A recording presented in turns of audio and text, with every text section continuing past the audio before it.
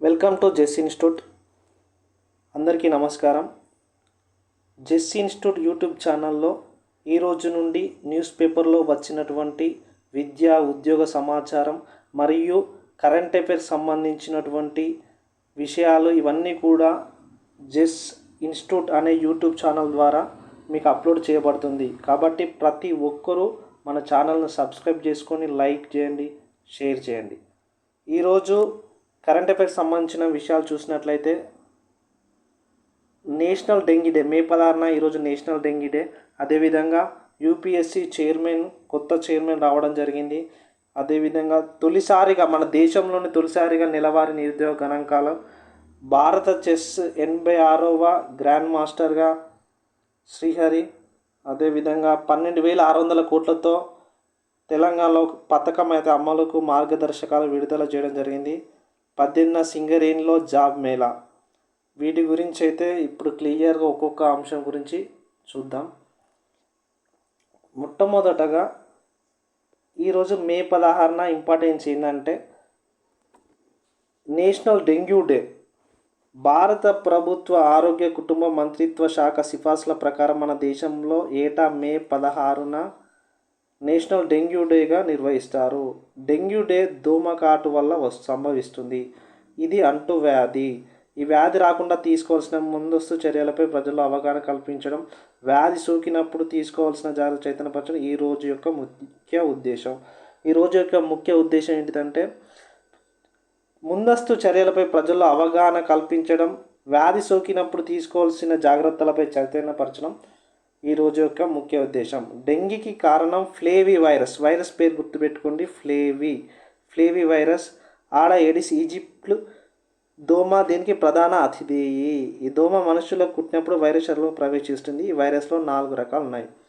ప్రపంచ ఆరోగ్య సంస్థ WHO గణాంకాల ప్రకారం 2024లో ప్రపంచవ్యాప్తంగా అయితే 76 లక్షల కంటే ఎక్కువ డెంగ్యూ కేసులు అయితే నమోదయ్యాయి. అందులో సుమారు 16,000 మందికి తీవ్ర అనారోగ్యం, 3,000 కంటే ఎక్కువ మరణాలు సంభవించాయి.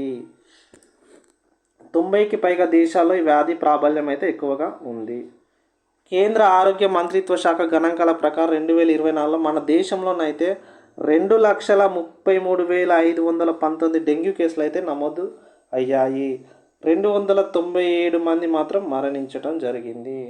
దీని యొక్క అసలు ఈ డెంగ్యూ డేను మొట్టమొదటిసారిగా 2010 మే 16న అయితే నిర్వహించడం జరిగింది. నెక్స్ట్ అంశం యూపీఎస్సీ చైర్మన్గా బాధ్యతలు చేపట్టిన Ajay Kumar. Union public service commission చైర్మన్గా రక్షణ శాఖ మాజీ కార్యదర్శి అజయ్ కుమార్ గురువారం బాధ్యతలు స్వీకరించారు. కమిషన్ అత్యంత సీనియర్ సభ్యుడు లెఫ్టినెంట్ జనరల్ రాజీవ్ శుక్లాతో ఆయనతో ప్రమాణం చేయించారు. ప్రీతి సుడాన్ ఏప్రిల్ 29న పదవి విరమణ చెందితే ఈ పదవి ఖాళీ అయ్యింది. ఐఏఎస్, ఐపీఎస్ తదితర పోస్టులకు ఎంపిక పరీక్షను యూపీఎస్సీ నిర్వహిస్తుంది. యూపీఎస్సీ చైర్మన్ పదవి కాలం 6 ఏళ్ళు, 65 ఏళ్ల వరకు పదవిలో కొనసాగుతారు. చైర్మన్తో కలిపి కమిషన్లో ఉండవలసిన మంది 10 మంది.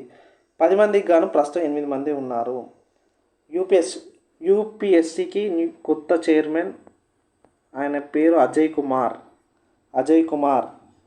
ఈయన చేత ప్రమాణ స్వీకారం చేయించింది రాజ్ శుక్లా. ఇవి ఇంపార్టెంట్ ఖచ్చితంగా. ఎవరు ప్రమాణ స్వీకారం చేయించారు? రాజ్ శుక్లా ప్రమాణం చేయడం జరిగింది. యూపీఎస్సీ పదవి కాలం 6 సంవత్సరాలు లేదా 65 సంవత్సరాల వరకు. ఈ రెండిట్లో ఏది ముందైతే అది కన్సిడర్ చేస్తారు. చైర్మన్ యొక్క బాడీ వచ్చేసి చైర్మన్తో కలిపి 1+9 చైర్మన్తో కలిపి 10 మంది ఉండాలి. కానీ ప్రస్తుతానికి 8 మెంబర్సే ఉన్నారు. ఇంకా దీంట్లో ఇంపార్టెంట్ ఈయన రక్షణ శాఖ మాజీ కార్యదర్శిగా పనిచేయడం జరిగింది అజయ్ కుమార్. చాలా ఇంపార్టెంట్ ఇది. నెక్స్ట్ తొలిసారిగా నెలవారీ నిరుద్యోగ గణాంకాలు. భారతదేశంలో తొలిసారిగా నెలవారీ నిరుద్యోగ గణాంకాలు అయితే చేపట్టడం జరిగింది. మన దేశంలో తొలిసారిగా నెలవారీ నిరుద్యోగ రేటును ప్రభుత్వం గురువారం వెల్లడించింది. గణాంకాలు పథకాల అమలు శాఖ విడుదల చేసిన తొలి నెలవారీ పీరియాడిక్ లేబర్ ఫోర్స్ సర్వే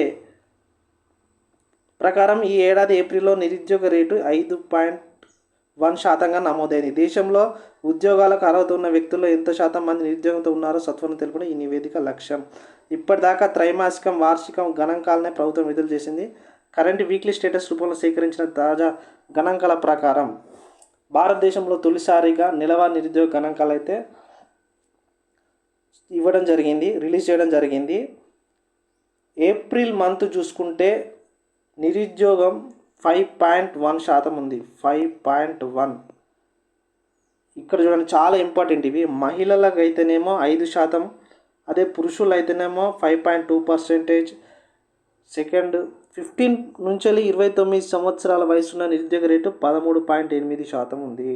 పట్టణ ప్రాంతాల్లో నిరుద్యోగ రేటు 17.2% కాగా గ్రామీణ ప్రాంతాల్లో 12.3% ఉంటుంది. ఈ విధంగా ఈ డాటా మొత్తం ఇవ్వడం జరిగింది. దీన్ని ఒక వీడియో రూపంలో క్లియర్గా మీకు అప్లోడ్ చేయడం జరుగుతుంది. అదేవిధంగా నెక్స్ట్ అంశం చూసుకున్నట్లయితే భారత చెస్ 86వ గ్రాండ్ మాస్టర్గా శ్రీహరి అయితే ఎంపిక కావడం జరిగింది.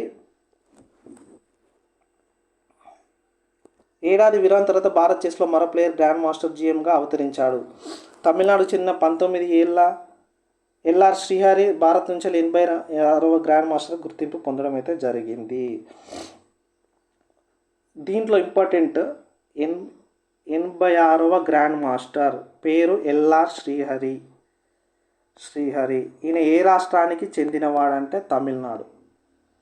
ఖచ్చితంగా గుర్తుపెట్టుకోండి, ఇవి చాలా ఇంపార్టెంట్. ఇక కింద చూడండి, 85వ గ్రాండ్ మాస్టర్ శ్యామ్ నిఖిల్. 85వ అని కూడా అడగచ్చు. 85వ గ్రాండ్ మాస్టర్ ఎవరని కూడా అడగచ్చు. శ్యామ్ నిఖిల్.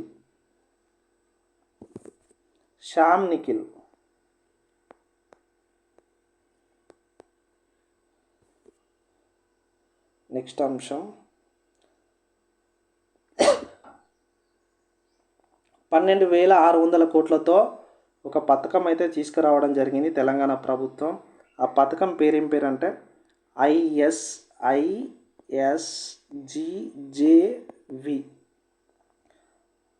ROFR భూ అభివృద్ధికి ఇందిరా సౌరగిరి జల వికాసం. రానున్న 5 ఏళ్లలో రాష్ట్ర వ్యాప్తంగా 2.10 లక్షల గిరిజన రైతులకు లబ్ధి. పథక అమలుకు మార్గదర్శకాలు విడుదల.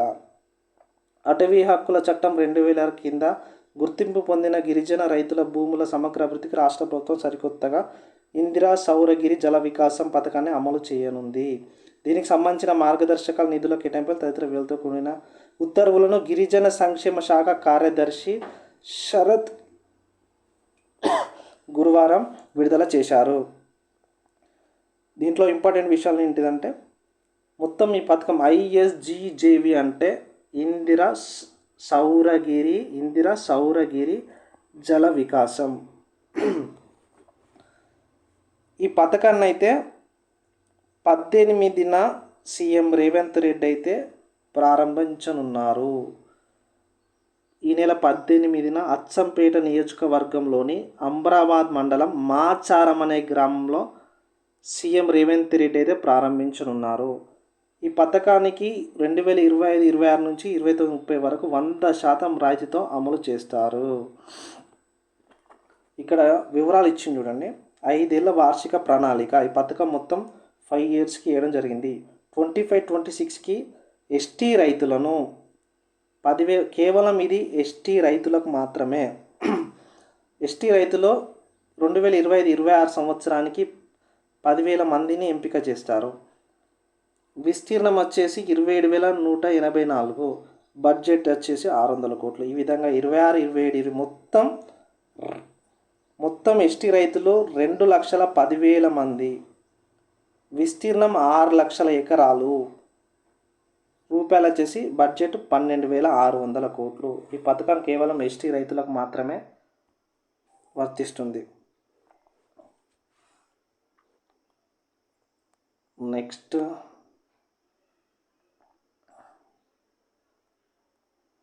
18న సింగరేణిలో జాబ్ మేళా. 100 ప్రైవేట్ సంస్థల్లో 3,000 ఉద్యోగాల భర్తీ కోసం ఎంపిక. సింగరేణి సీఎండీ బలరాం ఎల్డి. సింగరేణి ప్రాంత నిరుద్యోగ యువతకు వివిధ ప్రైవేట్ సంస్థల్లో ఉద్యోగ ఉపాధి అవకాశాలు కల్పించడం లక్ష్యంగా రామగుండం 1 ఏరియా గోదావరి ఖనిలో ఈ నెల 18న ఉద్యోగ మేళా నిర్వహించినట్లు సింగరేణి సీఎండీ ఎన్ బలరాం తెలిపారు. ఇందులో సింగరేణి ప్రాంతం ఆ చుట్టుపక్కల ఉన్న వారికి జాబ్ మేళా అయితే కండక్ట్ చేయడం జరుగుతుంది. ఇది 18వ తారీఖు కండక్ట్ చేస్తారు. సింగరేణి సిఎండి ఎన్ బలరాం, ఇది ఇంపార్టెంట్, ఇది గుర్తుంచుకోండి, బలరాం. ఈ విధంగా ప్రతిరోజు మీకు న్యూస్ పేపర్లో వచ్చినటువంటి డైలీ కరెంట్ అఫైర్స్ని అయితే మీకు అప్లోడ్ చేయడం జరుగుతుంది. కాబట్టి మన యొక్క వీడియోని అందరూ సబ్స్క్రైబ్ చేసుకోండి, లైక్ చేసుకోండి, షేర్ చేయండి. Thank you.